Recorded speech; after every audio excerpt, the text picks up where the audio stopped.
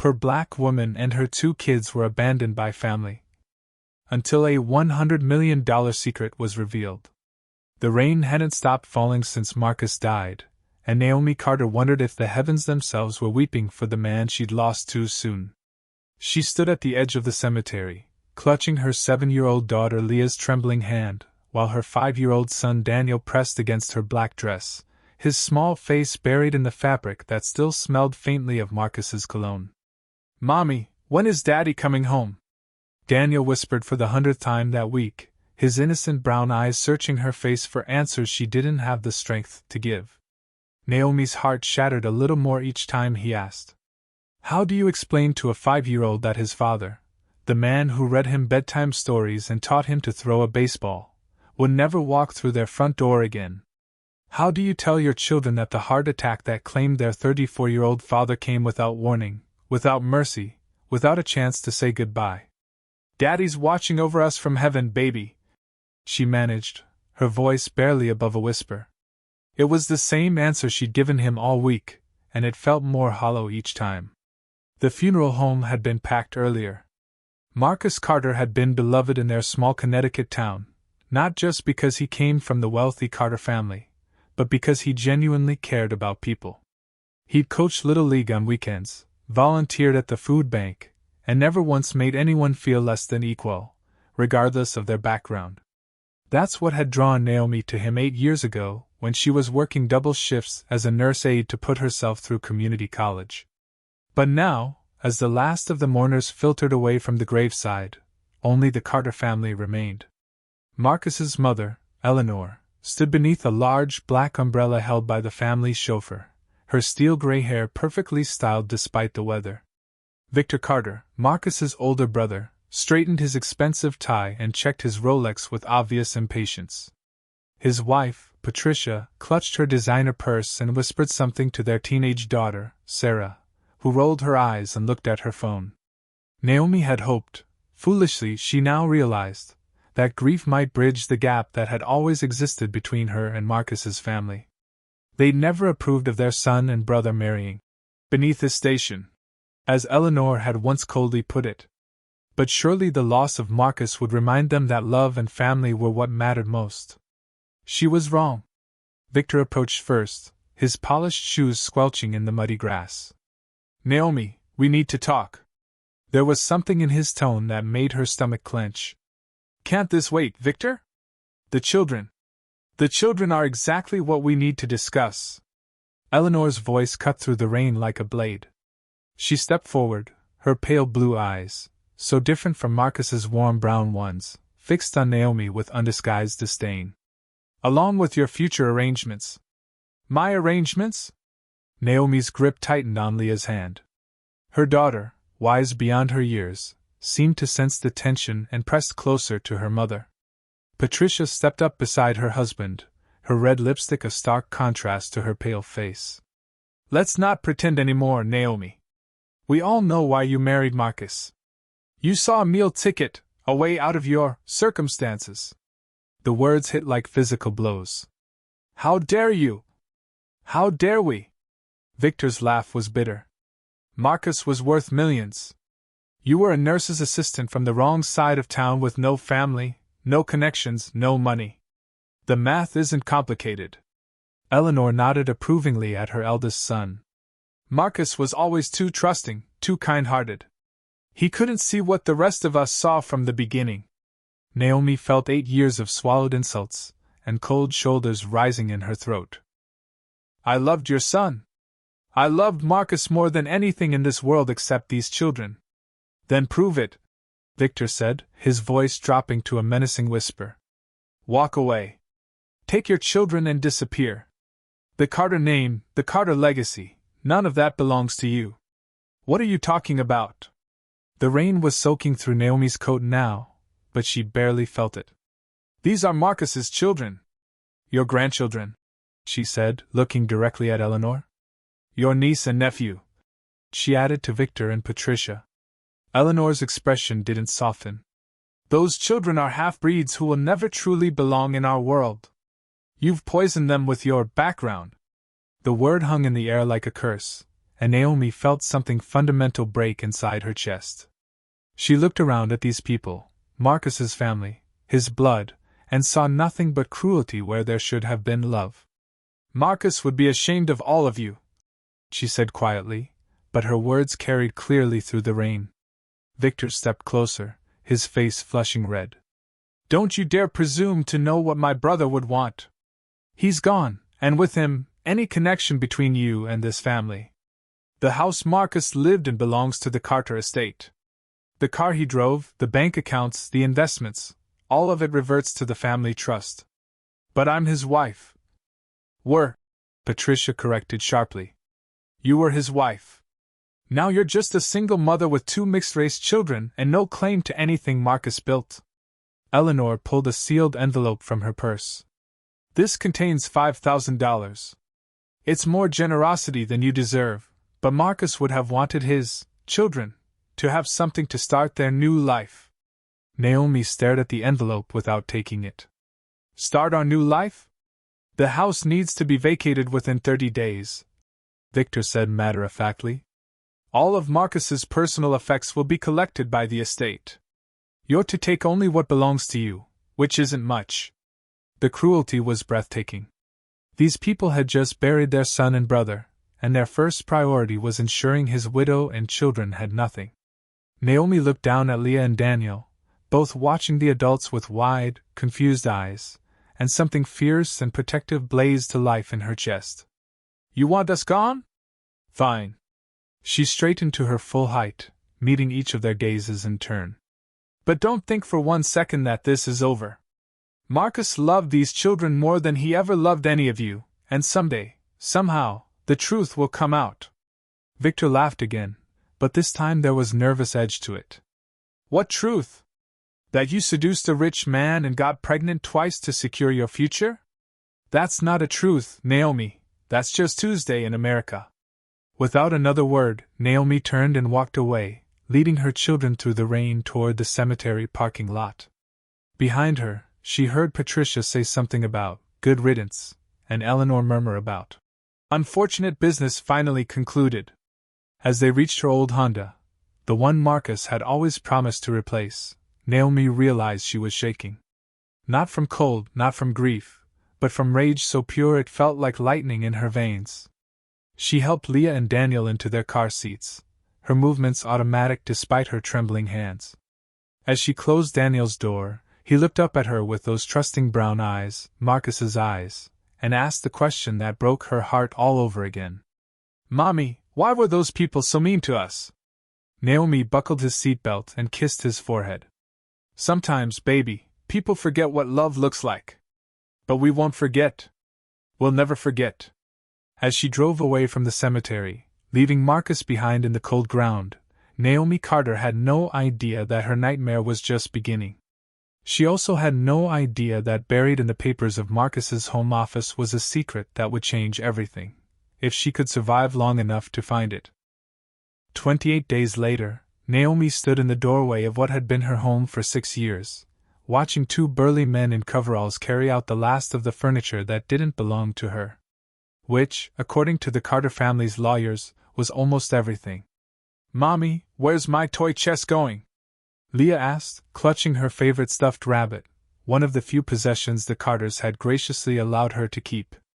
"Those men are taking it to storage, sweetheart," Naomi lied, her throat tight. The truth was that Victor's wife Patricia had specifically requested the antique toy chest, claiming it was a family heirloom that Marcus had bought for future Carter grandchildren. Never mind that Marcus had surprised Leah with it for her 5th birthday, or that she'd carved her name into the side with a plastic knife when she was 6. Daniel sat on the front steps, methodically tearing grass out of the lawn. "Are we really not coming back, Mama?" "No, baby. We're going on an adventure to a new place." Some adventure. The new place was a 1-bedroom apartment in Riverside Heights, the kind of neighborhood where people minded their own business because everyone had troubles of their own. Naomi had found it through a classified ad in the local paper, and the landlord, a heavy-set man named Jimmy Torino who smelled like cigarettes and wore food stains on his shirts, had agreed to rent to her without a credit check. The deposit and first month's rent had eaten up most of Eleanor's generous $5,000. "Ma'am? We're all done here." The larger of the two movers stood in the doorway, consulting his clipboard. "The truck's heading to the Carter storage facility on Elm Street. You'll need to contact their lawyer if you want to see any of this stuff again." Naomi nodded, not trusting herself to speak. She picked up the 3 cardboard boxes and 2 trash bags that contained everything she and the children were allowed to take: clothes, a few toys, her nursing school textbooks, and Marcus's wedding ring, which she wore on a chain around her neck because the Carters couldn't claim jewelry he'd given her. The Honda barely started when she turned the key, and she sent up a silent prayer that it would last long enough to get them to their new home. As they drove through town, Daniel pressed his face to the window. "Mama, look! There's Jimmy-chan from my class!" He waved frantically at a boy riding a bicycle on the sidewalk, but Jimmy-chan didn't wave back. Word had spread quickly through their small town about the Carters cutting off Marcus's widow. Some people whispered it was a shame, others whispered that Naomi probably deserved it. The Riverside Heights apartment building was a 3-story brick structure that had seen better decades. The parking lot was cracked asphalt with weeds growing through, and someone had spray-painted curse words on the dumpster. Apartment 2B was on the 2nd floor, up a narrow staircase that smelled like cleaning bleach trying to cover something much worse. "It's smaller than our old house," Leah observed as they stood in the living room that barely fit a couch and coffee table. "But it's ours," Naomi said with forced cheerfulness. "And look, we can see the playground from the window." The playground was a pathetic collection of rusted swings and a slide with graffiti, but it was something. Their first week was rough. The apartment came furnished with items that looked like they'd been rejected by thrift stores: a sagging couch covered in mysterious stains, a kitchen table with one wobbly leg, and a bed that squeaked every time someone moved. The children slept on an air mattress in the living room while Naomi took the bedroom, lying awake each night listening to her neighbors through paper-thin walls. Mrs. Rodriguez next door had screaming fights with her boyfriend every Tuesday. The college students upstairs threw parties that lasted until 3 a.m. And Mr. Kowalski across the hall played his television so loud that Naomi could follow entire episodes of game shows whether she wanted to or not. But the real problem started when the money ran out. Naomi had found work at St. Mary's Hospital, not as a registered nurse, which required a degree she'd never finished, but as a nurse's assistant making $12 an hour. After taxes, rent, utilities, and groceries, there was nothing left. When the electric bill came due and she was $40 short, she had to choose between lights and lunch meat. She chose lights. "Mama, I'm hungry," Daniel said one evening, standing in front of their nearly empty refrigerator. They'd been living on generic mac and cheese, peanut butter sandwiches, and whatever free snacks she could grab from the hospital break room. "I know, sweetheart. Tomorrow is grocery day." Another lie. Tomorrow was 3 days before payday, and she had $17 in her wallet. The knock on their door came at 8 p.m. on a Thursday. Naomi looked through the peephole and saw Jimmy Torino holding a piece of paper. "Mrs. Carter? Open up. We need to talk." Naomi opened the door just wide enough to speak through the chain lock. "What can I do for you, Mr. Torino? Rent was due 5 days ago. I need my money or you need to start packing." He waved the paper, an eviction notice. "I like you and the kids, but this ain't charity. I got bills too. I get paid tomorrow. I can have your money by Saturday morning. Saturday at 9 a.m., or the sheriff comes Monday to remove your stuff. Sorry, but that's business." After he left, Naomi slid down the door and sat on the floor, burying her face in her hands. She could hear Leah and Daniel in the living room, arguing over whose turn it was to use the one working crayon they shared. These children had gone from private schools and violin lessons to coloring with broken crayons and eating day-old bread. The worst part wasn't the poverty. It was the way people looked at them now. At the grocery store, other customers stared when Naomi used food stamps. At the laundromat, mothers pulled their children away when Leah and Daniel tried to play with them. Even at school, where the children were enrolled on reduced lunch programs, Naomi could feel the judgment from other parents. "There goes the gold digger who married into money," she'd heard one mother whisper at a school event. "I heard the Carter family had to cut her off completely," another replied. "Probably found out she was after their fortune all along." The whispers followed them everywhere.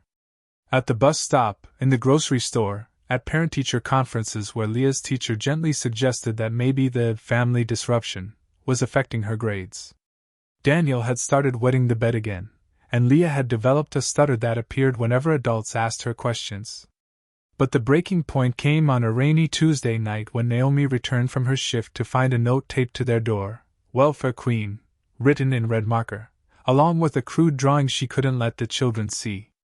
As she crumpled the note and threw it in the hallway trash can, Naomi felt something harden inside her chest.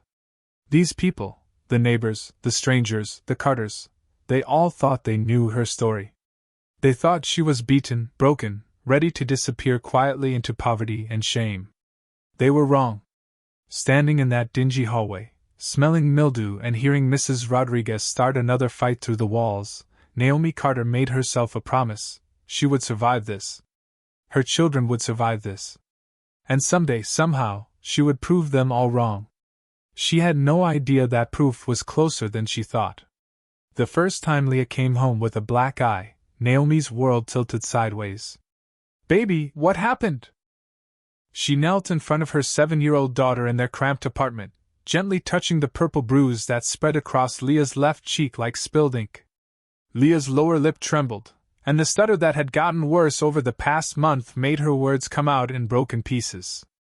"And Madison Thompson said I smell like poor people? She said Daddy killed himself because he was ashamed of us." Naomi's hand shook as she reached for the bag of frozen peas that served as their ice pack for everything from bumps to fevers. "Sweetheart, what Madison said isn't true. Daddy loved you more than the whole world. But then why did he all leave us, Mama? Why are we all living here instead of our real house?" The questions that had no good answers. How do you explain to a child that sometimes life is unfair, that sometimes good people die and cruel people win, that sometimes love isn't enough to protect the ones you care about most? Sometimes grown-ups make mistakes, baby girl. But Daddy's love for you was never a mistake. Not ever. That same week, 5-year-old Daniel came home from kindergarten with his Spider-Man backpack torn and his lunch money missing. Mrs. Patterson, his teacher, had called it playground roughness. But Daniel told a different story through his tears. Tommy Brennan and his big brother said we're welfare rats. Daniel sobbed into Naomi's shoulder as she held him on their sagging couch. They said rats don't deserve to go to school with real kids. They took my lunch money and threw my backpack in the mud. Tommy Brennan. Naomi knew that name. His father was a friend of Victor Carter's from the country club. Word traveled fast in small towns, and it seemed the Carter family's version of events was spreading faster than truth ever could. The bullying escalated with each passing week. Leah's former friends from her old private school crossed the street when they saw her coming. During recess, children chanted cruel rhymes about gold diggers and welfare queens, words they'd obviously heard from their parents' dinner-table conversations. When Leah tried to join a game of jump rope, the other girls told her she was too dirty to play with them. Daniel, barely old enough to understand why his world had changed, bore the brunt of physical attacks. Older boys pushed him down on the playground, stole his meager lunch, and once locked him in a bathroom stall while calling him names that made Naomi's blood boil when she heard them. "I want to go back to our old school," Leah whispered one night as Naomi tucked her into the air mattress they shared in the living room. "I want to go home. This is our home now, sweetheart." "But it's not really, is it? This isn't where we belong." The words cut deep because they echoed Naomi's own fears. Maybe Eleanor Carter had been right. Maybe her children would never truly belong anywhere, too poor for their father's world, too privileged in their speech and mannerisms for their current one. The decline in their health became impossible to ignore. Daniel developed a persistent cough that kept him awake at nights, but Naomi couldn't afford to take him to a doctor without insurance. Leah grew thin and pale, picking at the cheap meals Naomi managed to stretch across 3 people. Both children had dark circles under their eyes from sleeping on the uncomfortable air mattress and waking up to their neighbors screaming matches. Mrs. Carter? Mrs. Patterson approached Naomi after school one afternoon, her expression carefully neutral. I'm concerned about Daniel. He's been falling asleep in class, and yesterday he fainted during circle time. Naomi's stomach clenched. Fainted? The school nurse thinks he might be anemic. Iron deficiency is common in children who aren't getting proper nutrition. The teacher's eyes were kind, but her words felt like accusations. There are programs available for families in transition. We're fine, Naomi said quickly. Just adjusting to our new situation. I'll make sure he gets more rest. But they weren't fine. How could they be fine when Daniel asked for seconds at dinner, and she had to tell him there weren't any? When Leah needed new shoes but Naomi was choosing between footwear and the electric bill. When both children had stopped laughing, stopped playing, stopped being the joyful kids they'd been just months ago. The worst moment came on a Tuesday evening when Naomi returned from a double shift. She'd picked up extra hours at the hospital, working 16 hours straight to try to make ends meet, to find Leah sitting on their front steps in the dark. "Mama, Daniel won't wake up," she said in her small, scared voice. Naomi's heart stopped. She rushed upstairs to find her 5-year-old son burning with fever, his little body shivering despite the heat radiating from his skin. With no insurance and no money for the emergency room, she spent the night bathing him with cool washcloths and forcing liquid down his throat, praying to whatever powers might be listening. By morning, the fever had broken, but something inside Naomi had shattered. She'd nearly lost her son, not to some terrible accident or disease, but to poverty. To the deliberate cruelty of people who had decided her children were worth less than nothing. That afternoon, she swallowed her pride and called the school counselor. "Mrs. Henderson? This is Naomi Carter, Leah and Daniel's mother. I need to know about those programs you mentioned. For families who are struggling." There was gentle understanding in the counselor's voice. "Of course, Mrs. Carter. There's no shame in needing help. Can you come in tomorrow morning?" After hanging up, Naomi sat in their tiny kitchen and cried, not the quiet tears she shed late at night when the children couldn't hear, but great, gasping sobs that came from the deepest part of her soul. She cried for Marcus, who would have been horrified to see his children suffering like this. She cried for the life her kids had lost, for their innocence, for their health and happiness. But most of all, she cried from the rage and helplessness of watching her children pay the price for adult cruelty. "Mama?" Leah appeared in the doorway, her thin face etched with concern far beyond her 7 years. "Are you sad?" Naomi wiped her eyes and held out her arms. "Come here, baby girl." Leah curled up in her mother's lap, all knees and elbows and fragile bones. "I heard you crying. Are we going to be okay?" Looking down at her daughter, this brave, beautiful child who had endured so much, Naomi felt that familiar fire kindle in her chest. They were not broken. They were not defeated. They were Carters, even if the Carter family had tried to erase them from existence. "Yes, sweetheart. We're going to be more than okay. Mama promises you that." It was a promise she intended to keep, no matter what it took. Across town, in the mahogany-paneled study of the Carter family estate, Victor Carter poured himself 3 fingers of 18-year-old scotch and stared at the document that had been haunting his nights for the past 2 months. The will lay spread across his father's old desk, its legal language precise and damning. "I, Marcus James Carter, being of sound mind and body, do hereby bequeath my entire estate, valued at approximately $100 million, to my beloved wife Naomi Michelle Carter and my children, Leah Marie Carter and Daniel Marcus Carter." $100 million. The number made Victor's hands shake every time he read it. Money that should have been his. Money that would have been his if Marcus hadn't lost his mind and married that woman. Still brooding over ancient history? Patricia Carter swept into the study, her silk dress rustling as she approached. She'd been to lunch at the country club, where no doubt she'd spent the afternoon accepting sympathy for the family's unfortunate situation with Marcus's widow. "This is an ancient history," Victor snapped, gesturing at the will. "This is my brother trying to destroy our family legacy from beyond the grave." Patricia glanced at the document with distaste. "I still don't understand how Marcus could do this to us." To Sarah.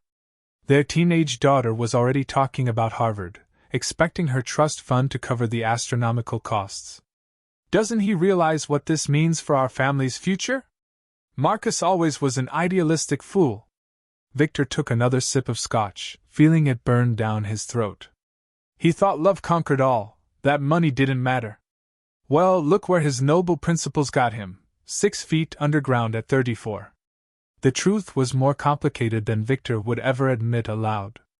Marcus hadn't just been idealistic, he'd been smart. Smarter than Victor had given him credit for. While Victor had spent his 20s and 30s enjoying the family money, Marcus had invested wisely, started 3 successful businesses, and turned his inheritance into a fortune that dwarfed what the rest of the Carter family possessed combined. And now all of it belonged to Naomi and her mixed-race children. "The lawyers have been calling," Patricia said, settling into the leather chair across from his desk. "Harrison, Bentley and Associates want to schedule a reading of the will. Apparently, they've been trying to reach Marcus's wife for weeks. Let them try." Victor opened his desk drawer and pulled out a manila folder thick with papers.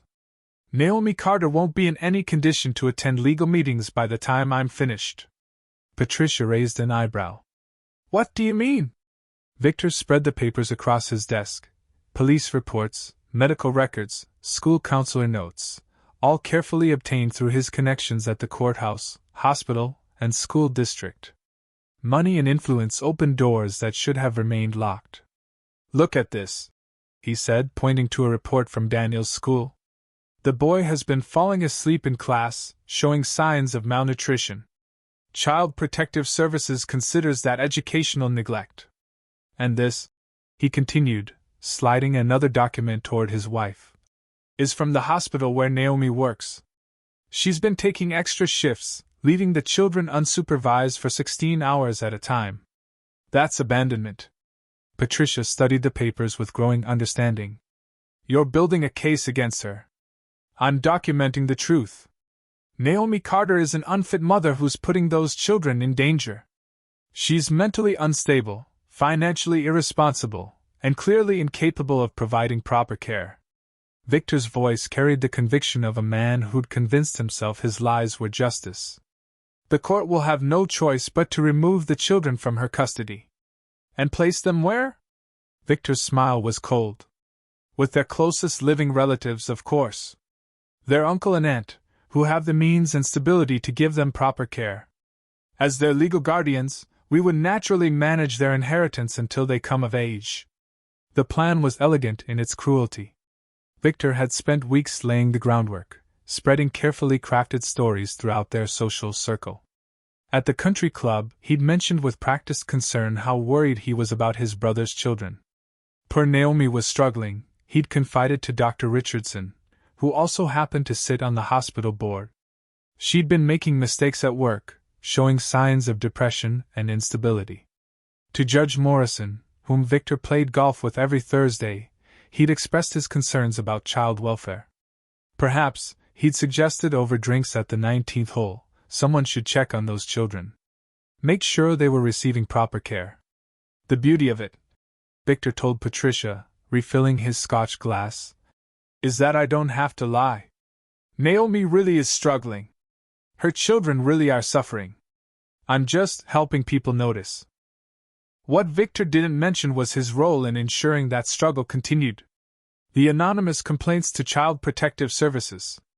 The phone calls to potential employers warning them about Naomi's history of instability. The conversations with landlords about the risks of renting to single mothers with questionable backgrounds. Victor Carter had spent his entire life in his younger brother's shadow. Marcus the athlete, Marcus the scholar, Marcus the golden boy who could do no wrong. Even in death, Marcus was still the favorite son. Their mother kept his picture on her nightstand and spoke of him in reverent tones. But now, finally, Victor had the chance to prove he was the better brother. The responsible one. The one who truly understood what was best for the Carter family legacy. What about the will? Patricia asked, touching the document with one manicured finger. Eventually someone will ask questions. Let them ask. Victor locked the will back in his desk drawer, turning the key with deliberate precision. Marcus gave this to me for safekeeping before he died. Told me he was revising it, wanted to make sure his final wishes were properly documented. Unfortunately, he passed away before he could make those revisions official. Patricia stared at her husband. You're going to claim he never finalized it? I'm going to claim that Marcus died intestate, without a valid will. Under Connecticut law, when someone dies without a will, the estate is distributed according to state statute. As Marcus's only living blood relative, Victor let the sentence hang. The money comes to you. The money stays in the family, where it belongs. Where Marcus would have wanted it to stay if he'd lived long enough to see what kind of woman he'd really married. That evening, Victor made another round of phone calls. To Dr. Patterson, who oversaw the county's child welfare programs. To Principal Hayes at Riverside Elementary, where the Carter children now attended school. To Detective Morrison, Judge Morrison's son, who worked in family services. The conversations were always the same. Victor Carter, concerned uncle, worried about his deceased brother's children. Just checking to see if anyone had noticed signs of neglect. Hoping someone was keeping an eye on the situation. Praying that tragedy could be prevented. By the time Victor finished his calls, he felt satisfied that the pieces were falling into place.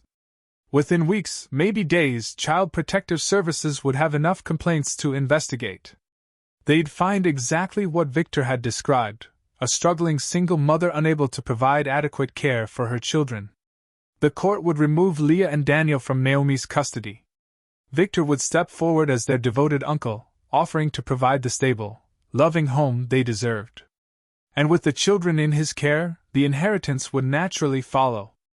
$100 million. As Victor locked the will away in his safe that night, he felt no guilt about what he was doing. This wasn't theft, it was preservation. He was saving the Carter legacy from a woman who had never deserved to be part of their family in the first place. He had no way of knowing that Marcus, who had indeed been smarter than anyone realized, had prepared for exactly this possibility. Or that help for Naomi was already on its way, in the form of a determined lawyer who specialized in cases just like this one. The power went out on a Thursday. Naomi had been expecting it. The final notice from Connecticut Light and Power had been taped to her door for a week, bright yellow paper that seemed to mock her every time she walked past it. Still, when she came home from her shift at the hospital to find the apartment dark and silent, her heart sank into her stomach. "Mommy, why aren't the lights working?" Daniel asked from the couch, where he'd been coloring by the fading daylight streaming through their grimy windows. "The electricity is taking a little vacation, baby," Naomi said, trying to keep her voice steady.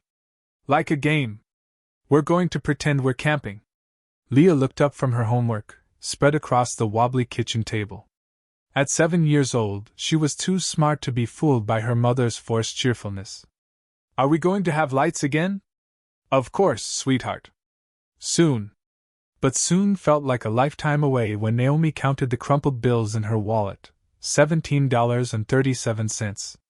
Her paycheck wasn't due for another week, and the electric company wanted $248 to restore power. She might as well have asked them for the moon. The first night wasn't too bad. They ate peanut butter sandwiches by candlelight, the 3 candles she'd found in a kitchen drawer, probably left by the previous tenant. The children thought it was an adventure, telling ghost stories and singing songs until they fell asleep together on the air mattress, huddled under every blanket they owned. But by Saturday, the temperature had dropped to 38 degrees, and their breath was visible inside the apartment.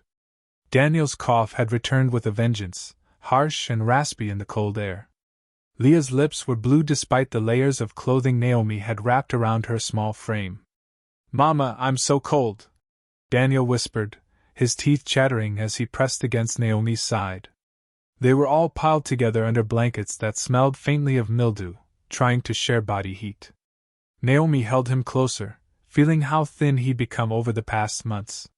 His ribs were clearly visible when she helped him dress, and his collar bones jutted out sharp and pronounced. When had her baby boy become so fragile? I know, sweetheart. We'll get warm soon, I promise. But how? She'd already called the electric company 3 times, begging for a payment plan, explaining about her children, about her husband's death. The customer service representatives were polite but firm. No payment, no power. Company policy. That afternoon, desperation drove her to knock on Mrs. Rodriguez's door. Her neighbor answered in a bathrobe, cigarette dangling from her lips, reggaeton music playing loudly in the background. Could I possibly borrow some money? Naomi asked, the words scraping her throat like sandpaper. Just $40 to buy groceries for my kids. I'll pay you back next week when. Honey, if I had $40 extra, you think I'd be living in this dump? Mrs. Rodriguez gestured around the shabby hallway. We're all broke here, Mija. That's why we're here. The door closed with a soft click that sounded like finality. Sunday morning brought a new crisis. Daniel's fever had spiked during the night, and he was barely responsive, his small body burning hot despite the freezing apartment. Naomi sat beside him on the air mattress, bathing his forehead with cold water from the tap and praying to any god who might be listening. Please, she whispered into the gray dawn light. Please don't take him too. I can't lose him. I can't lose them both. That's when her fingers found the chain around her neck, Marcus's wedding ring, the simple gold band she'd moved from her finger when her own hands had grown too thin from skipping meals. She'd sworn she would never take it off, would never let go of this last physical connection to the man who'd loved her when nobody else would. But Daniel needed medicine. Daniel needed food. Daniel needed heat. The pawn shop on Riverside Avenue was sandwiched between a check-cashing place and a liquor store, its windows covered with security bars and promises of fast cash. The bell above the door made a tired chiming sound as Naomi entered, clutching the ring so tightly it left marks on her palm. Help you? The man behind the counter was enormous, his arms covered in tattoos that told stories Naomi didn't want to know. But his eyes were kind when he saw her face. I need to sell this, she said, placing Marcus's ring on the glass counter. The pawnbroker picked it up, examining it through a jeweler's loupe. 14-karat gold, decent weight. Inscription inside says forever, N&M. Naomi's throat constricted. How much? I can give you $60. $60. For the ring Marcus had placed on her finger 8 years ago, promising to love her in sickness and health, for richer or poorer. For the symbol of the only real love she'd ever known, the only person who'd ever chosen her over everyone and everything else. I'll take it, she whispered. Walking out of that pawn shop felt like betraying Marcus all over again. But that $60 bought medicine for Daniel's fever, groceries for the week, and exactly enough left over to make a partial payment on the electric bill, enough to convince them to turn the power back on. That night, as her children slept warm and fed for the first time in days, Naomi sat in their tiny bathroom and broke down completely. The sobs came from somewhere deep and primal, a keening wail of grief and rage and absolute despair. She pressed the towel against her mouth to muffle the sound, not wanting to wake Leah and Daniel, and cried until there were no tears left. She had nothing now. No husband, no home, no family, no money, and now no ring, the one thing that had connected her to happier times. The Carter family had won. They'd stripped away everything that mattered, reduced her to this, a woman pawning her wedding ring to keep her children alive. But even in that moment of absolute defeat, something unbreakable remained. As she looked at her sleeping children, Daniel's fever finally broken, Leah's breathing deep and peaceful, Naomi felt that familiar fire kindle in her chest. She would not abandon them. Everyone else had abandoned her. Her parents who'd died when she was 19, Marcus's family who'd cast her out, the community that had turned their backs on her children. But she would never, ever abandon Leah and Daniel. They were all she had left, and she was all they had. That had to be enough. I won't leave you, she whispered into the darkness. No matter what happens, no matter how bad it gets, I will never leave you. It was a vow she meant with every fiber of her being. She had no way of knowing that tomorrow would bring a knock on her door that would change everything, or that Marcus, in his love and foresight, had already ensured she would never have to choose between her pride and her children's survival again. The knock came at 9:17 a.m. on a Tuesday, sharp and professional against the hollow door of apartment 2B. Naomi had just finished getting the children ready for school. Daniel's cough was better, thanks to the medicine she'd bought with the money from Marcus's ring, and Leah's stutter had improved slightly now that they had heat again. "Mommy, someone's at the door," Leah said, looking up from her bowl of generic cereal. Naomi peered through the peephole and saw a woman she didn't recognize, mid-40s, with silver-streaked black hair pulled back in a neat bun, wearing a charcoal gray suit that looked expensive even through the distorted view of the door's lens. She carried a leather briefcase and stood with the confident posture of someone accustomed to being taken seriously. "Mrs. Carter? Mrs. Naomi Carter?" The woman's voice was clear and authoritative. "My name is Clara White. I'm an attorney with Harrison, Bentley and Associates. I need to speak with you about your late husband's estate." Naomi's stomach dropped. "Estate? What estate?" The Carters had made it clear that Marcus had left her nothing. She kept the chain on the door as she opened it just wide enough to speak. "I'm sorry, but there's been some mistake. My husband didn't have an estate. His family handled everything after he died." Clara White's dark eyes narrowed slightly. "Mrs. Carter, I understand this might come as a shock, but I assure you there's no mistake. I've been trying to locate you for months. May I come in? This isn't the kind of conversation we should have in a hallway." "Months?" Naomi's mind raced. "But his family said." "I know what his family said. That's exactly why I need to speak with you." Clara's voice carried a note of urgency. "Mrs. Carter, are you aware that your husband executed a last will and testament 3 months before his death?" The words hit Naomi like cold water. "That's impossible. Victor Carter told me Marcus died without a will. They said everything went to the family trust because Victor Carter lied to you." The simple statement hung in the air between them. Naomi stared at this woman, this stranger who had appeared at her door with impossible claims, and felt something shift inside her chest. Not hope, not yet, but the faint possibility that maybe, just maybe, the nightmare might have an end. "Kids, finish your breakfast and get your backpacks," she called over her shoulder. "Mrs. White, you can come in, but I need to get my children to school first."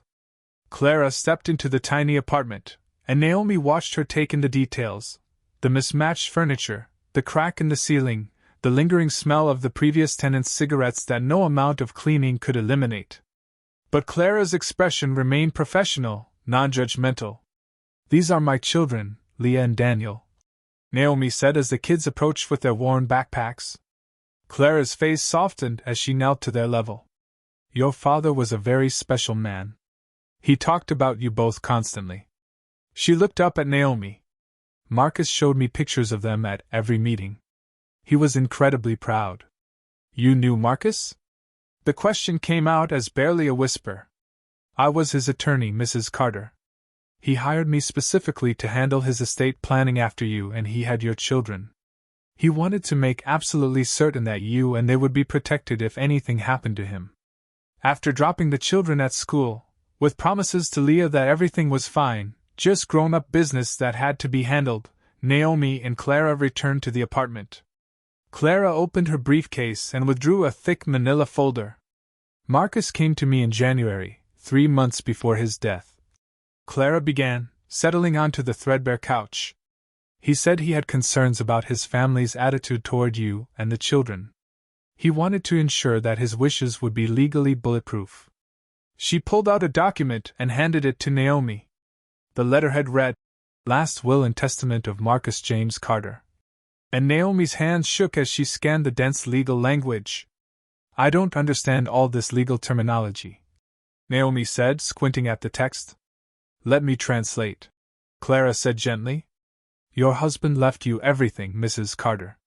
His business interests, his investments, his personal property, his bank accounts, his entire estate, valued at approximately $100 million. The number didn't compute. Naomi stared at Clara, waiting for the punchline, for this to reveal itself as some cruel joke. That's impossible. Marcus wasn't rich. We lived comfortably, but we weren't wealthy. We drove a 10-year-old Honda.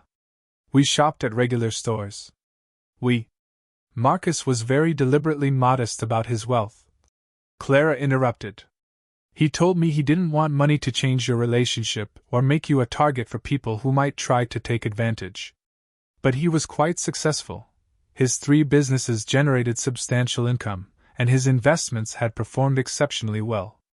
Naomi's legs felt weak. She sank into the wobbly kitchen chair, the will trembling in her hands. But Victor said. Victor Carter has been in possession of this will since Marcus's death. Clara said, her voice hardening. As Marcus's brother and a lawyer himself, Victor was named as the executor. It was his legal responsibility to file this document with the probate court and ensure your rights were protected. But he told me Marcus died intestate. He said there was no will. He lied. And in doing so, he committed several serious crimes: fraud, theft, conspiracy, possibly more. Clara leaned forward, her expression intense. Mrs. Carter, do you understand what this means? You and your children are not charity cases. You're not dependent on anyone's goodwill. You are the rightful heirs to a fortune that belongs to you. The room spun. Naomi gripped the edge of the table, trying to process what she was hearing. Why would Victor do this? Why would he lie about something so important? Because $100 million makes people do terrible things, Clara said simply. And because Marcus was smarter than his brother gave him credit for. He suspected this might happen. What do you mean? Clara reached into her briefcase again and pulled out a smaller envelope marked Private, for Clara White only. Marcus gave me this with instructions to open it only if his will went missing or if you weren't contacted within 60 days of his death. I opened it last week. Inside was a handwritten letter in Marcus's familiar script. Clara read aloud. Clara, if you're reading this, it means my family has done exactly what I feared they would do. Victor has always resented my success, and our mother has never accepted Naomi. Please know that every word in my will is exactly what I intended. Naomi is the love of my life, and Leah and Daniel are my greatest joy. They deserve everything I've worked for. Fight for them. Don't let my family destroy the people I love most. Tears streamed down Naomi's face as she listened to her husband's words from beyond the grave. He had known. Somehow, Marcus had known this would happen and had tried to protect them. What do we do now? She whispered. Clara's smile was sharp and determined. Now we fight. We're going to court, and we're going to make Victor Carter pay for what he's done to you and your children. But I need you to understand something, Mrs. Carter. This won't be easy. Victor will claim you're lying, that you forged the will, that Marcus never intended to leave you anything. He'll use everything he can against you. Naomi thought about the past months of suffering, of her children being bullied, of pawning Marcus's ring to buy medicine. She thought about Victor's cold eyes at the funeral, his casual cruelty, his absolute certainty that she would disappear quietly into poverty. Let him try, she said, and for the first time in months, her voice carried the strength that had attracted Marcus to her in the first place. Let him try. The Hartford County Courthouse was an imposing granite building that made Naomi's stomach clench with anxiety as she climbed its wide steps beside Clara White. 3 weeks had passed since Clara's revelation, 3 weeks of legal preparation, document gathering, and sleepless nights wondering if this was all too good to be true. Remember, Clara said quietly as they approached the heavy oak doors. Don't let Victor's lawyers intimidate you. We have the truth on our side, and that's more powerful than all their money and connections. But as they entered the courtroom, Naomi realized just how outmatched they appeared to be. Victor sat at the defendant's table surrounded by a small army of attorneys, 5 men in expensive suits, each carrying leather briefcases that probably cost more than Naomi made in a month. The lead counsel was Richard Blackwood, senior partner at Connecticut's most prestigious law firm, a man whose face regularly appeared on the covers of legal magazines. Victor himself looked every inch the grieving brother wrongfully accused. He wore a perfectly tailored navy suit, his silver hair styled impeccably, his expression conveying wounded dignity. Patricia sat in the front row behind him, along with Eleanor Carter and several other family members Naomi recognized from the funeral. They looked like what they were: wealthy, connected, respectable people who belonged in courtrooms because they owned them. Clara and Naomi sat alone at the plaintiff's table. Clara had explained that she specialized in estate fraud cases, that she'd won bigger battles with less evidence. But Naomi couldn't shake the feeling that they were David facing Goliath, except Goliath had lawyers. "All rise for the Honorable Judge Patricia Morrison," the bailiff announced. Judge Morrison entered with the brisk efficiency of someone who'd presided over hundreds of similar cases. She was in her 60s, with steel-gray hair and the kind of sharp eyes that missed nothing. Naomi felt a flicker of hope. At least the judge was a woman who might understand what it meant to fight for your children. "Be seated," Judge Morrison said, settling behind the bench. "We're here for the matter of Carter versus Carter, regarding the estate of Marcus James Carter. Counselor Blackwood, you may proceed with your opening statement." Richard Blackwood rose with theatrical grace, his voice carrying the authority of 4 decades practicing law. "Your Honor, this case represents one of the most brazen attempts at fraud I've encountered in my career. The plaintiff, Naomi Carter, claims to have a will that supposedly leaves her the entire estate of Marcus Carter, a document that conveniently surfaced only after she'd exhausted every other avenue for financial support." Naomi felt her face burn as Blackwood gestured in her direction. Several people in the courtroom gallery turned to stare at her, and she could feel their judgment like physical weight. "The facts are simple," Blackwood continued, pacing before the jury box. "Marcus Carter died without a valid will. His brother, Victor Carter, appropriately filed for administration of the estate according to Connecticut state law. Mrs. Carter, facing poverty and desperate to maintain the lifestyle she'd grown accustomed to, fabricated this alleged will with the help of an opportunistic attorney looking to make a name for herself." Clara's hand found Naomi's under the table, squeezing gently as Blackwood's attack continued. "We will prove that the document in question is a forgery, that the signatures are fraudulent, and that this entire case is nothing more than a grieving widow's attempt to steal money that rightfully belongs to the Carter Family Trust. Mrs. Carter married into wealth, Your Honor, but that doesn't entitle her to claim wealth that was never intended for her." When Blackwood sat down, the courtroom buzzed with whispers. Naomi felt sick to her stomach. How could she fight against such polished certainty, such confident accusations? Clara stood for their opening statement, and though she was younger and less imposing than Blackwood, her voice carried conviction. "Your Honor, members of the jury, what you've just heard is exactly what Marcus Carter feared would happen. In his own handwritten letter, which we will present as evidence, Marcus wrote, 'Victor has always resented my success, and our mother has never accepted Naomi.'" Clara walked closer to the jury box, making eye contact with each member. "This isn't a case about a desperate woman fabricating documents. This is a case about a loving husband and father who took extraordinary steps to protect his family from relatives who had already demonstrated their hostility. The defense wants you to believe that a nurse's aide somehow managed to forge legal documents sophisticated enough to fool multiple experts, including the defense's own handwriting analysts, who have yet to find a single irregularity in Marcus Carter's signatures." Victor's expression darkened as Clara continued. "But more importantly, they want you to ignore the timeline. Mrs. Carter didn't conveniently discover this will when she became desperate. My law firm has been searching for her for months because we've had this will since the day after Marcus Carter's funeral. The only reason it took so long to find her is because Victor Carter deliberately concealed her whereabouts and spread false information about her mental state. Over the next 3 hours, witness after witness took the stand. Victor's team called handwriting experts who testified about the suspicious uniformity of Marcus's signature. They brought in Marcus's personal secretary, who claimed she'd never seen him draft any will. They even called Dr. Richardson from the hospital, who testified about Naomi's increasingly erratic behavior at work, testimony that made Naomi realize how deeply Victor's campaign of destruction had reached. But Clara fought back with evidence of her own. She presented the original will, stored in her firm's vault since Marcus's death. She called in her own handwriting experts, who confirmed the authenticity of every signature and initial. Most damaging to Victor's case, she introduced phone records showing that Victor had been in contact with many of the people who were now testifying against Naomi. The turning point came when Blackwood called Victor himself to the stand.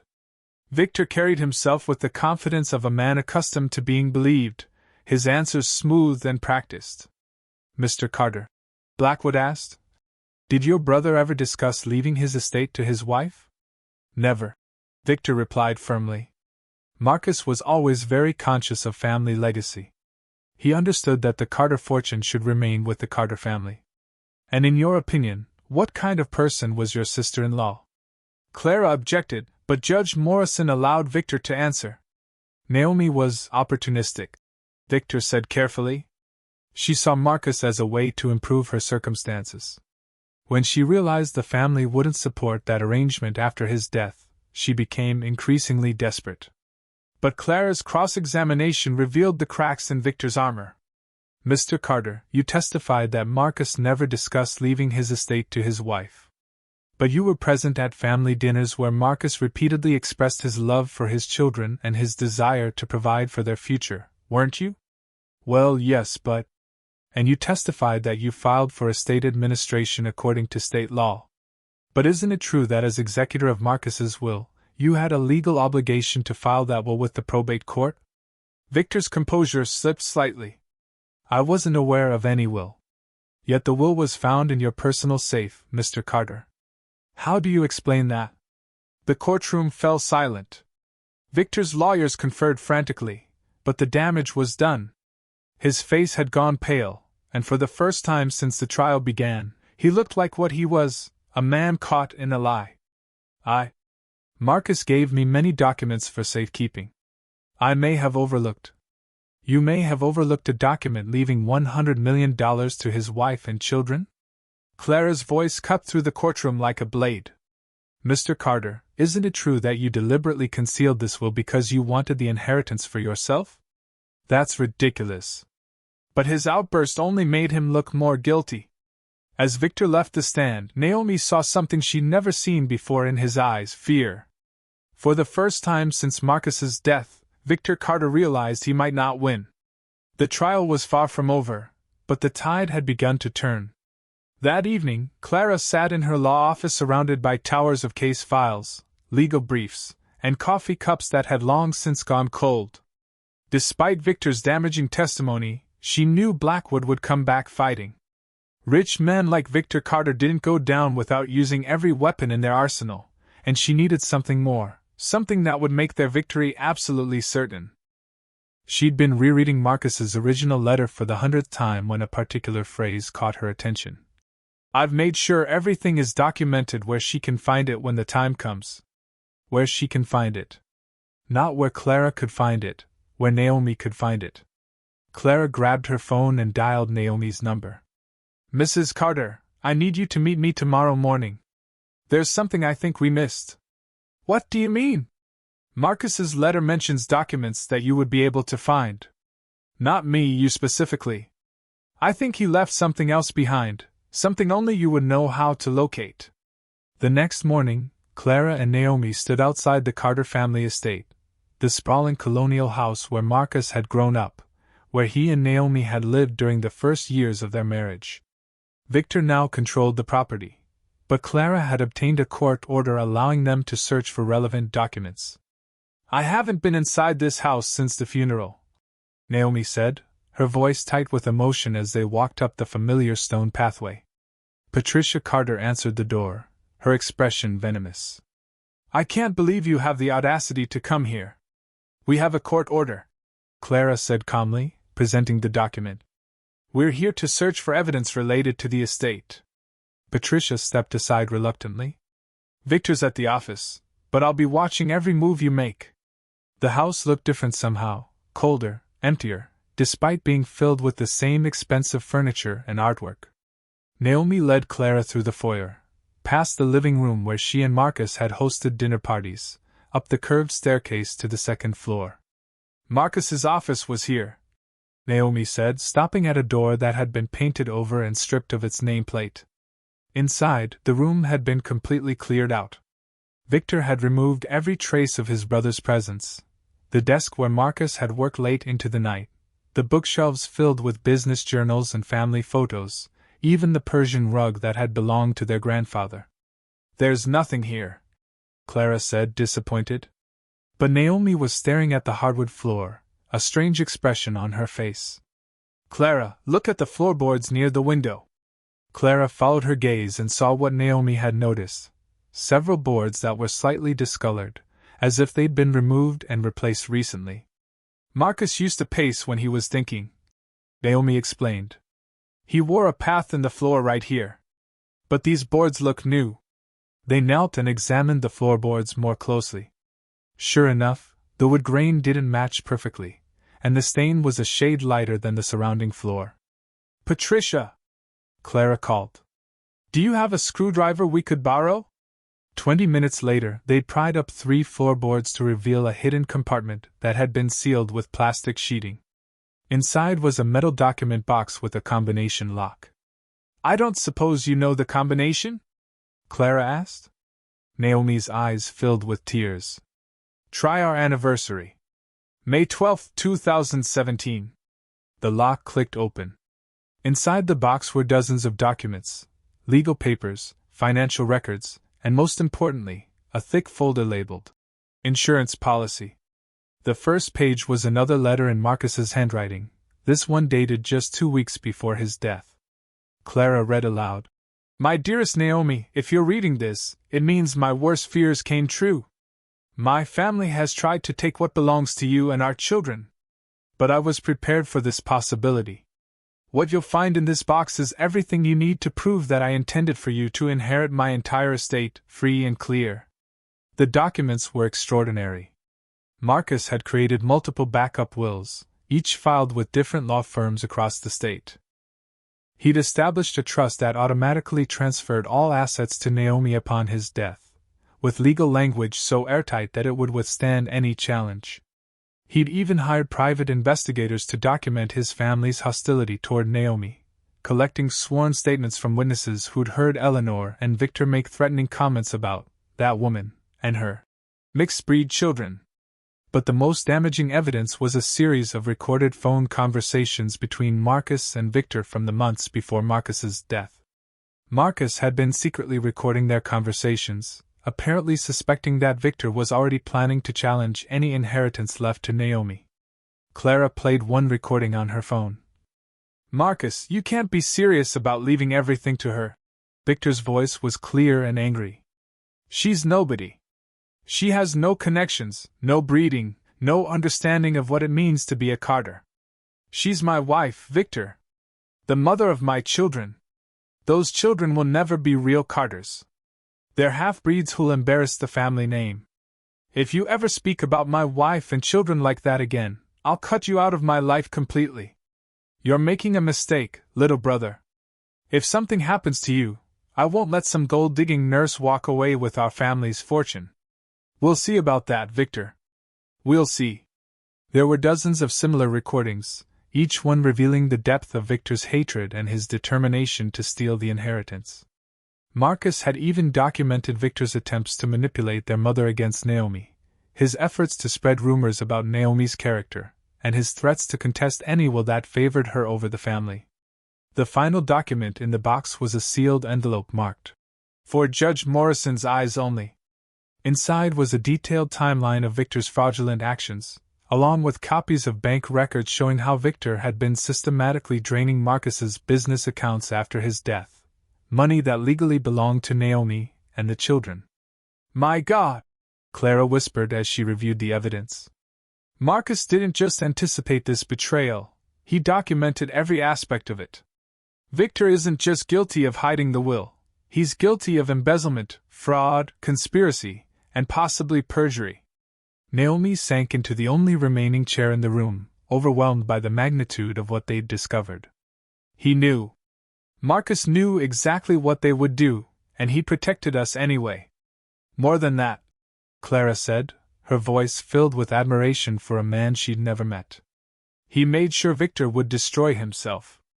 Every lie Victor told in court, every false statement he made under oath, Marcus has evidence to contradict it all. Patricia Carter appeared in the doorway, having obviously been listening from the hallway.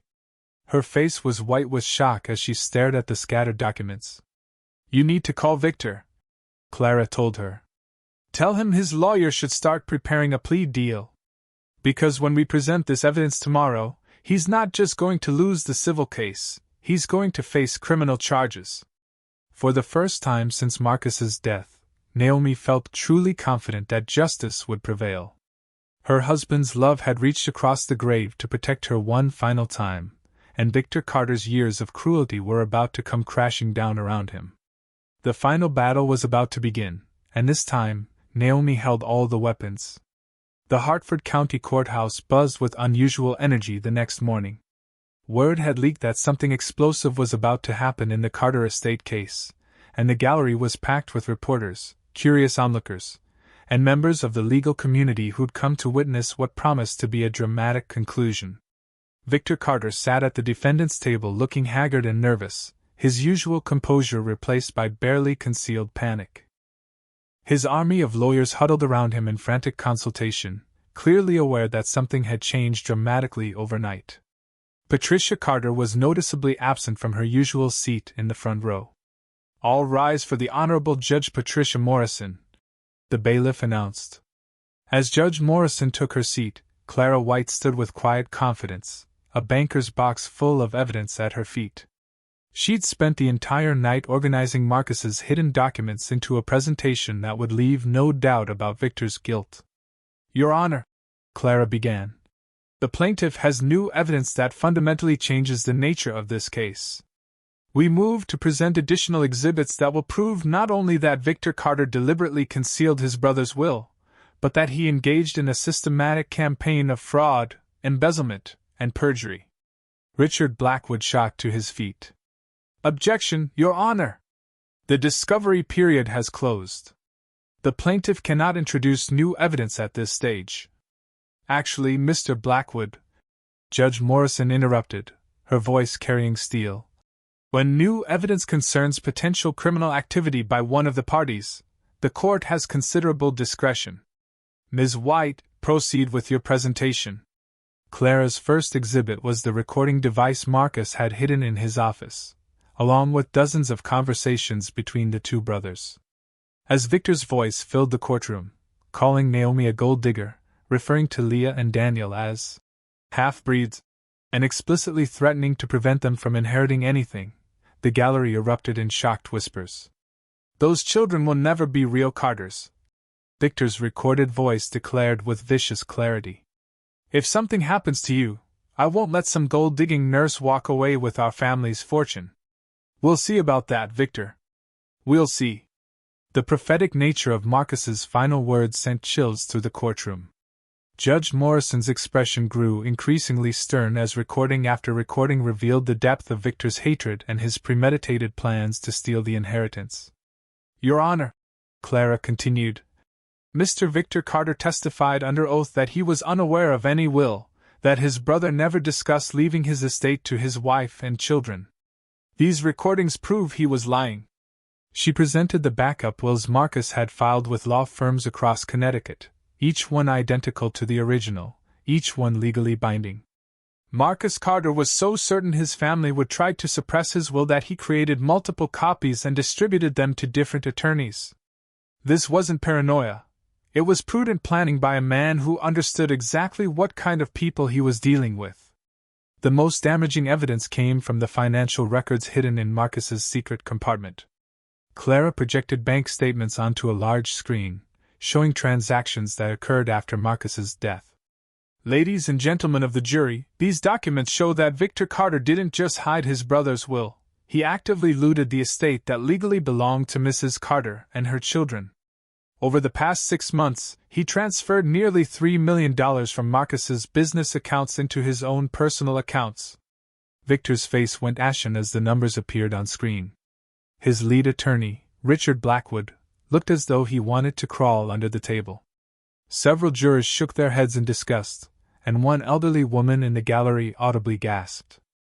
Furthermore, Clara announced, we have evidence that Mr. Carter systematically sabotaged Mrs. Carter's attempts to find employment, spread false rumors about her mental state, and filed anonymous complaints with Child Protective Services in an attempt to have her children removed from her custody, all while publicly expressing concern for their welfare. She presented phone records showing Victor's calls to Naomi's potential employers, along with witness statements from people he'd approached at his country club. The picture that emerged was of a man so consumed with greed and hatred that he was willing to destroy a widow and her children to get what he wanted. Your Honor, Clara said, her voice rising with righteous anger. Victor Carter didn't just steal money from his brother's estate. He stole months of his niece and nephew's childhood. He forced them to live in poverty, to face ridicule and hunger, while their rightful inheritance sat in accounts he controlled. He watched these children suffer and did nothing. Worse, he orchestrated their suffering. Judge Morrison called for a 15-minute recess, and when court reconvened, her expression was thunderous. Mr. Blackwood, does your client have anything to say in his defense? Blackwood conferred desperately with Victor, but there was no defense against the mountain of evidence. Victor had been caught red-handed in lie after lie, his own recorded voice condemning him more thoroughly than any prosecutor ever could. Your Honor, Blackwood said weakly, my client requests time to consider his options. I'm sure he does, Judge Morrison replied dryly. But this court has heard enough. The evidence presented today proves beyond any reasonable doubt that Victor Carter engaged in fraud, embezzlement, perjury, and criminal conspiracy. He deliberately concealed his brother's will, stole money from the rightful heirs, and perjured himself repeatedly in my courtroom. She turned to face Victor directly, her voice carrying the full weight of judicial authority. Mr. Carter, your actions represent one of the most callous and calculated betrayals I've encountered in 30 years on the bench. You took advantage of a grieving widow and orphan children, forcing them into poverty while you lived in luxury on money that belonged to them. Your conduct is not just criminal, it's morally reprehensible. The judge's gaze shifted to Naomi, and for the first time, her expression softened. Mrs. Carter, I want to apologize on behalf of this court for what you and your children have endured. The will presented by your attorney is clearly genuine, and your husband's intentions could not be more clear. You are the sole beneficiary of Marcus Carter's estate, valued at $100 million, and this court hereby orders that all assets be transferred to you immediately. The courtroom exploded in noise, reporters shouting questions, spectators murmuring in amazement, lawyers shuffling papers frantically. But Naomi heard none of it. She was crying, not tears of sadness this time, but tears of relief, vindication, and overwhelming gratitude for the husband who had loved her enough to protect her even from beyond the grave. Furthermore, Judge Morrison continued, raising her voice above the commotion, I am referring this matter to the District Attorney's Office for immediate criminal prosecution. Mr. Carter, you should expect to be arrested before you leave this building. Victor Carter, who had entered the courthouse that morning as a respected member of Connecticut's elite, was led away in handcuffs 30 minutes later, his reputation destroyed, his freedom forfeit, his schemes collapsed into ruin. The man who had been so certain that money and connections could overcome justice learned too late that some things cannot be bought, and some wrongs cannot be hidden forever. As Clara embraced her client outside the courthouse, surrounded by flashing cameras and shouting reporters, Naomi Carter realized that her nightmare was finally over. Marcus had kept his promise to protect them, and now she could keep her promise to their children. They would not just survive, they would thrive. 6 months later, Naomi stood in the kitchen of her new home, a beautiful colonial house in Westport with a large backyard where Leah and Daniel could play safely, watching her children eat breakfast at a table that didn't wobble. The morning light streamed through clean windows, illuminating faces that had regained their color, their laughter, their hope. Mom, can I have seconds? Daniel asked, holding up his empty bowl of oatmeal topped with fresh berries and real maple syrup. Of course, sweetheart. Naomi ruffled his hair, marveling at how much weight he'd gained since they'd moved out of that terrible apartment in Riverside Heights. His cough was gone, his cheeks were full and rosy, and most importantly, he smiled again, the kind of carefree smile that belonged to 5-year-old boys. Leah looked up from her homework. Her stutter completely disappeared. Mama, Mrs. Peterson wants to know if you can come to my school presentation next week. I'm doing a report on heroes, and I want to talk about you and Daddy. Naomi's throat tightened with emotion. I'll be there, baby girl. I wouldn't miss it for the world. The transformation in their lives had been remarkable, but it wasn't just about the money, though the financial security certainly helped. It was about dignity restored, justice served, and the knowledge that Marcus's love had triumphed over his family's hatred. The children were back in private school, excelling in their classes, making friends who invited them to birthday parties and sleepovers. They were seeing therapists who helped them process the trauma of the past year, and slowly, the shadows were lifting from their young faces. But Naomi had made herself a promise the day the inheritance was officially transferred to her accounts. She would not forget where she'd been, and she would not ignore the women who were still there. That afternoon, she drove to the grand opening of the Riverside Community Center, a building that had once housed a defunct factory but now sparkled with fresh paint and hope. A banner stretched across the entrance read, "The Marcus Carter Foundation supporting single mothers and children in transition." Mrs. Carter! Jennifer Mills approached with a broad smile. She was one of the first women Naomi had helped, a young mother of 3 who'd been evicted from her apartment after her husband abandoned them. Did you see? Sarah got accepted to the nursing program at the community college. Naomi beamed. The foundation provided childcare, education funding, job training, and temporary housing assistance for single mothers trying to rebuild their lives. In just 4 months, they'd helped 43 families get back on their feet. That's wonderful, Jennifer. Sarah's going to make an excellent nurse. Inside the community center, Naomi toured the facilities that had been built with Marcus's money but guided by her experience. There was a child care center staffed by qualified teachers, so mothers could attend job interviews or classes without worry. A legal aid clinic provided free advice for women navigating custody battles, divorce proceedings, or landlord disputes. The food pantry was stocked with fresh groceries and formula, not just canned goods that made people feel like charity cases.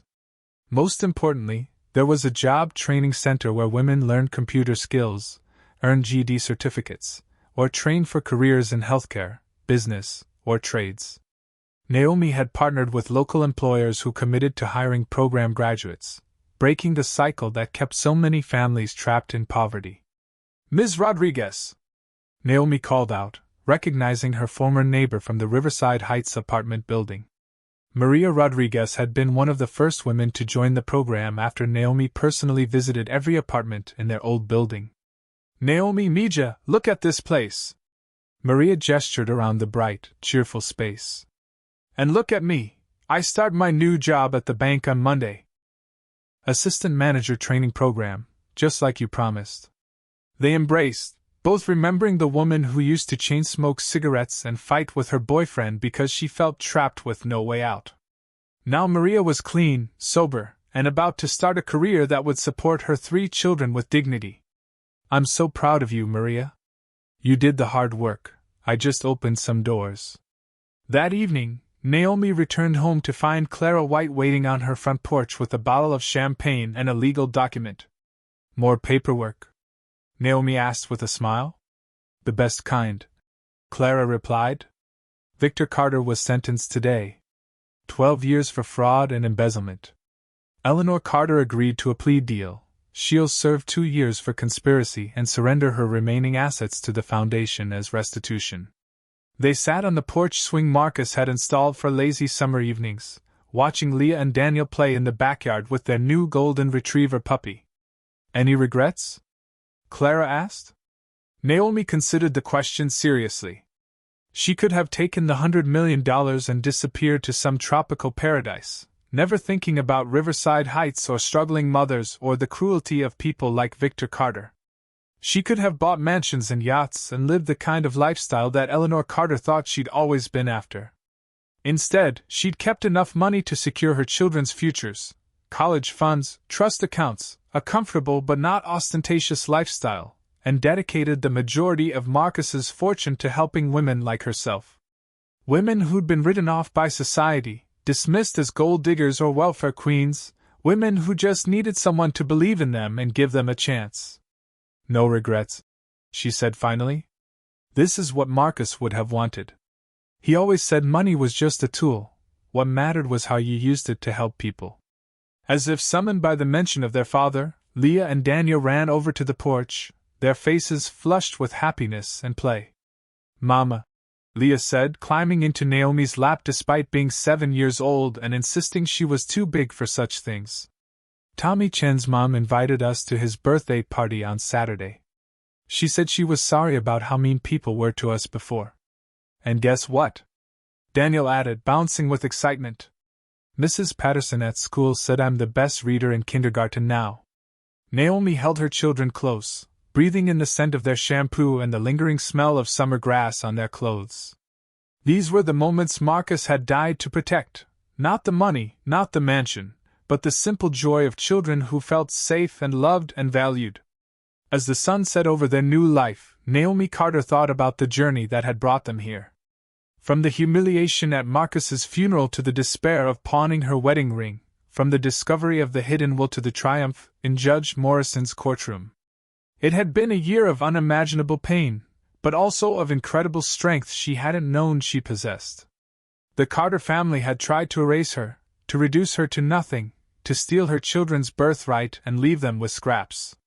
Instead, they'd awakened something fierce and unbreakable in Naomi, a determination not just to survive, but to ensure that no other woman would face what she had faced alone.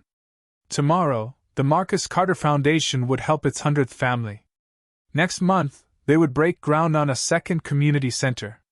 Next year, they would expand to 3 more cities where single mothers struggled in silence, believing they were forgotten by the world.